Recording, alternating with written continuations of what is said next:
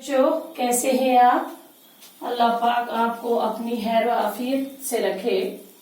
तो बच्चों, निजी खतूत हम पढ़ रहे हैं।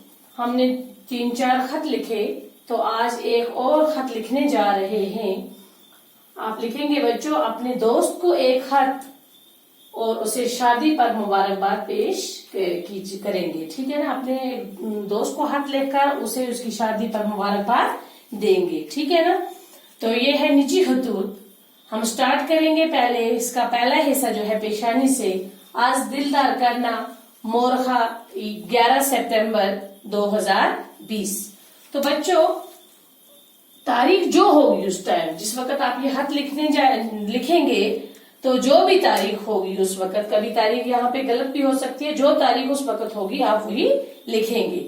तो पेशानी के पहले हिस्से में जहाँ से खत जा रहा है उस जगह का नाम लिखना है। दूसरी सतर में आप तारीख लिखेंगे, जो तारीख उस वक्त मौजूदा होगी वही लिखेंगे आप। तो यहाँ पे है मेरे प्यारे यासिर, तस्लीम हो गया, सलाम, अस्सलाम वालेकुम। तुम्हारा खत मिला, पढ़कर मुझे बहुत अफसोस है कि मैं इम्तिहान की वजह से तुम्हारी शादी में शरीक नहीं हो सकता।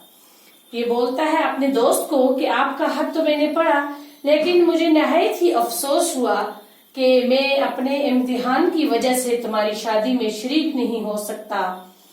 तुम नहीं सोच सकते मुझे इसका कितना दुख है। बोलता है कि मुझे इस चीज का बड़ा दुख है, बड़ा उदास हूं मैं ये तुम्हारा खत पढ़कर, और मुझे बहुत ही अफसोस हो गया है क्योंकि मेरे एग्जाम है, मैं तुम्हारी शादी में नहीं आ सकता। इंसान हालात का गुलाम तो नहीं, बाज औकात हालात से मजबूर जरूर हो जाता है। ये बोलता है कि इंसान हालात का गुलाम नहीं, लेकिन कभी कभी बाज औकात हालात से मजबूर जरूर हो जाता है। जैसे मैं मजबूर हो गया हूँ। कैसे मजबूर हुआ है ये? क्योंकि इसके एग्जाम है, ये अपने इम्तिहान छोड़ के उसकी शादी में नहीं आ सकता। ये हालात की वजह से मजबूर हो गया है, और इसी मजबूरी की वजह से तुम्हारी शादी में शामिल ना हो सका।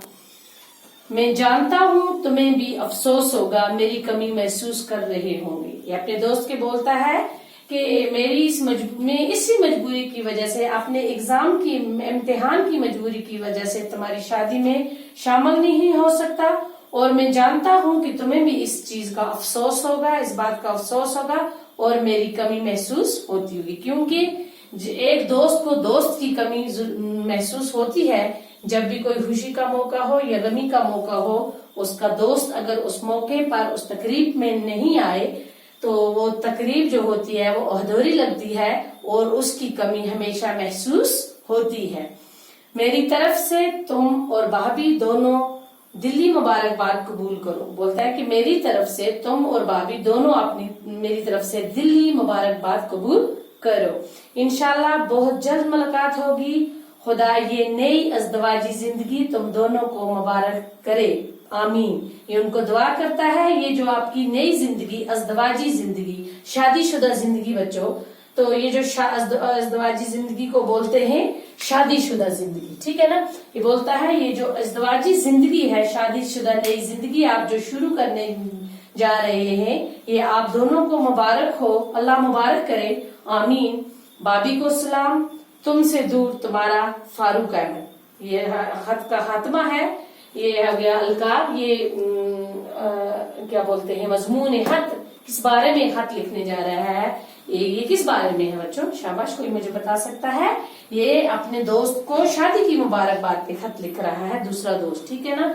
उसके बाद लास्ट पे खात्मा जो होता है खत का, उसने लिखा है तुमसे दूर तुम्हारा। ठीक है ना? फारूक अहमद। तो बच्चों, ये थे हमारे निजी खतूत जो हमने पढ़े, लिखे और समझे भी आपने। उम्मीद है आपको अच्छे से ये समझ आ गई होगी। तो ये स्क्रीनशॉट आप उठाएंगे तो अपनी कॉपीज मेंटेन करेंगे। ठीक है बच्चों? ताकि एग्जाम में आपको कोई प्रॉब्लम ना हो।